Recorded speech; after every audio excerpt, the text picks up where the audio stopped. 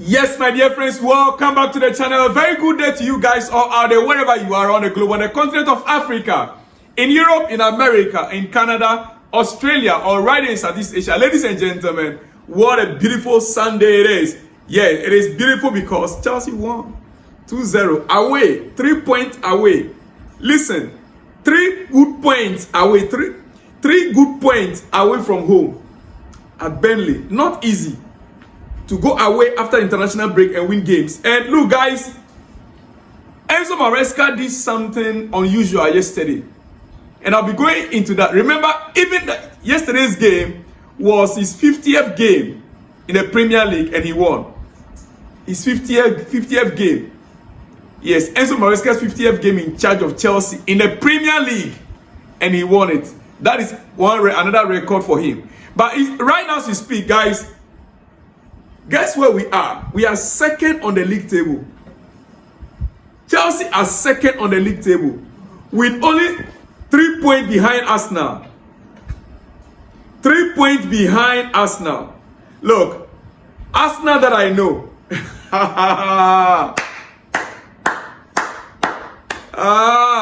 Chelsea are only 3 points behind Arsenal. And when I look at the teams that are yet to play today, like the closest team I can imagine that can overtake Chelsea in tonight or this afternoon's games, maybe is it Tottenham or Manchester United? Listen, as it stands right now, both Bournemouth, Tottenham, Aston Villa, Manchester United, in fact, Tottenham, Aston Villa, Manchester United. When I'm looking at this very carefully here, even if they win, they will still be below Chelsea. Looking at the league table, even if these teams win their game today, they will still be below Chelsea. In fact, United will also have 23 points if they win. But goals for Chelsea and goals against is in our favor. Goals for and goals against it will be in our favor. So Chelsea is going into the match week game, 12 or match week 13, second on the league table. Yes, Chelsea will go into the match week 13. This game we play is match week 12. So match week 13, second on the league table. And it depends what happened to Arsenal today. Yes, Arsenal, they are here to play their game. But right now, we are behind Arsenal with only 3 points. So if they win, that means we'll be behind them with 6 points. But if they lose, it will remain 3 points. Remember, their next game in the Premier League is against Chelsea next weekend. So even if they win, even if Arsenal wins tonight or this afternoon, they'll be 26 points. Chelsea will be 20. They'll be 29 points. Chelsea will be 26 points. Means that 6 point difference. And if we meet them next weekend and we beat them, which of course I know we're going to be beating Arsenal. If we beat them, the gap will close to only 3 points between us and them. Do you get it? Yeah. Means that we are going into the festive season. We'll be breathing fresh, hot air on their shoulder. We are behind you. Chelsea will be breathing. Listen, I want to say this, Chelsea fans, this season, the Premier League, we can take it. It will shock you. Arsenal are in their best season in the past decade. Their best season ever, I would say, in the past decade, because they are a complete team from defense to attack. From defense to midfield to attack. They are a very complete team this season. Mikel Arteta has no excuse at all for no win. If he failed to win the Premier League this season, he ought to be sacked. But trust me, Chelsea, whilst we are in our rebuilding process, and I can tell you for a fact that, look, as things stands right now, Arsenal, knowing them, they can play 4 draws in a row. They can play 2 draws in a row and lose 1. And that one, most of you going to come against Chelsea. They can play 2 draws in a row and lose 1, and Chelsea overtake them. And I can bet you from game week 18, 19, 20 upwards, Arsenal, they'll be dropping points. They will be dropping points until match week 32, where they'll begin to fight again, trying to win the title. And it will be too late for them. Because right now, the reality of the matter is that the main contenders of the league title, one has already dropping off. One of them is already out. Liverpool and Ancelotti, they've already dropping off. And let me say this. You see, in terms of Liverpool, this is what Ancelotti had to say after the game yesterday. This is what he said. Ancelotti, and I quote, "If things go well or things go bad, it's always my responsibility. I try to adjust a few things that didn't really work out." He's taking responsibility. We have quality players. It's my job to get the best of them. I'm not at the moment. It's my responsibility. He has admitted that at the moment he's not able to get the best out of his squad. He says that they have quality players. He said, we have quality players.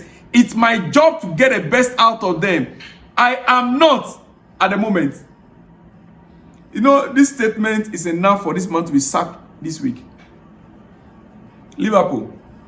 The man is calling for a sack. He says that the job is too big for him. I said it over and over. The Ancelotti winning the league title last season, was what Jurgen Klopp built. It was Klopp's team. They only carried the momentum. You know, Klopp left the club at the middle of the season. I mean, when the announcement was made, before even he departs, the announcement was made. So the players, they were in that momentum to the end of the season and started last season with it. And that is what helped Ancelotti. This season is when he's building his own team. And look at it. The job is too much for him. Now, coming back to Chelsea. Do you notice that we played a game yesterday? Enzo Maresca substituted Reece James in the second half. One of our best players. He substituted Reece James in the second half. Once we finished the first half, second half, Reece James was out. And Maresca said this. Enzo Maresca, when asked about it after the game, he said, it was planned. Maresca said that it was planned. That's the reason he played 45 minutes. Chelsea planned it that he would play 45 and be taken out. More so when we were already comfortably winning the second half. And second half was more solid than the first half. Chelsea's second half was more solid. I mean, and I'll be saying something right now that will shock you. I'll show you something that will shock you. You see, the game was not just solid. We won it 2-0, right? And we were in control throughout the second half. Chelsea won our first league match without Caicedo in Maresca's era. Away for that matter, not even at home. We won our first Premier League game under Enzo Maresca without Moise Caicedo touching the ball. Impressive to the extent that Chelsea were in so control. We were in so control of the midfield that the second half, Chelsea didn't even feel like, oh, let's bring him on. Let's bring on our star man. It also says a lot about the boy Andrew Santos. Watching him yesterday, Andrew Santos made some clearances, right, in our defensive area. Oh my God. Yesterday, Andrew Santos played ball. That is why we didn't miss Caicedo. We didn't see the need to bring in Caicedo. Even Estaval, at the point when they were preparing Estaval to come on, I don't know what happened. They stopped him from coming on. For you to know how comfortable Chelsea was. And Perdo NETO had one of his best games in Chelsea shirts. One of Perdo NETO's best games was yesterday. He had a balanced performance. in a long while. You see, he is a kind of a player when he's comfortable, when his back is secured, he's comfortable going forward a lot. Sometimes the defensive work can distract them. He became more of our outlet whenever Robert Sanchez decides to play the long ball. He knows how to receive the ball and carry the ball along the pitch with speed. Very efficient. He was very efficient, and he had this shooting threat and runs behind. I love what I saw in him yesterday. Perdo NETO. For me, I'm not too sure who won the player of the match. I didn't take note of who won the player of the match. The player of the match. Santos, right? You see, I said it earlier that he was for it. If not for Andrew Santos, it should have been Perdo NETO. Yeah. These two guys, yesterday, they were the main. And look, for me, Andrew Santos, let me now go here. Let me now say this before I end. In 2 minutes. In 2 minutes. In just 2 minutes. Let me go here. Look at this on your screen. Just look at this on your screen. Just look at this on your screen. You see this lineup on your screen. Watching the game and the formation Maresca played yesterday tells me that Chelsea can play something like this and we can still win games without so much of worried. Cucurella, Levi Cowell, Fofana, if they are all fit, three backs, right? We can actually play Andrew Santos alongside Caicedo. With Garnacho on the left, Reece James on the right. You can imagine. Then we have Cole Palmer and Enzo Fernandez with Joao Pedro heading the attack. Enzo Fernandez, Cole Palmer. Then Reece James on right side or the flank. Not even Neto, Pedro Neto or Estavao. Garnacho on the left. Chelsea can still win games. We have players that can play positional play. Listen, when we have Caicedo, for instance, in that position I show you, and Santos, Palmer playing as a right wing center alongside Enzo, you know what we will do? We just need one attacking fullback. That's the mentality of defensive awareness. That is Reece James. And our base shape will be 3-2-4. 3-2-4-1, like you are seeing on the screen. In some rare situations or cases, we can bring back to 3-1-5-1.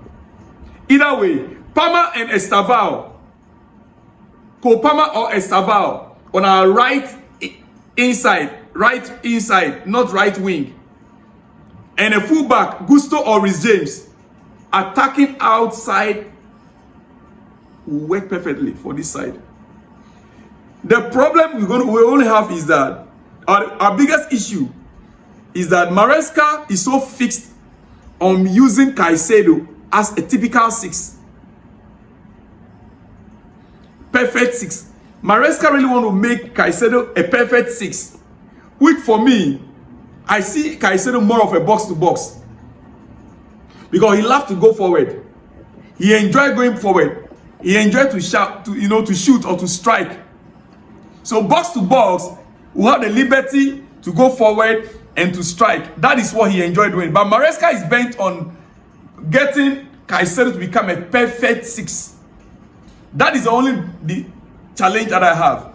Otherwise, this formation will be perfect if we want to face teams like Real Madrid, even against Barcelona this week, Tuesday.